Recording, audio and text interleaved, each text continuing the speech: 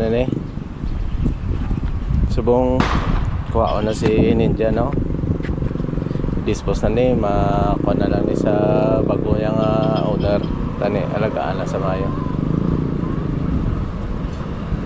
Ginaulat-ulat ko na, di, pakadto na mo lang ni.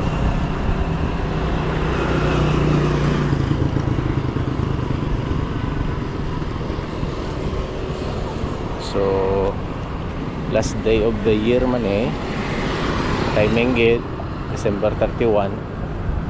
So, makapag New Year si Ninja 400 to sa baguyang amo. Tani, siyempre kung ano man alaga man sa kwana, tani alagaan mo siya eh. Para at least alaga man siya mayo. Timing gate. Na, ginaulat ko na lang eh.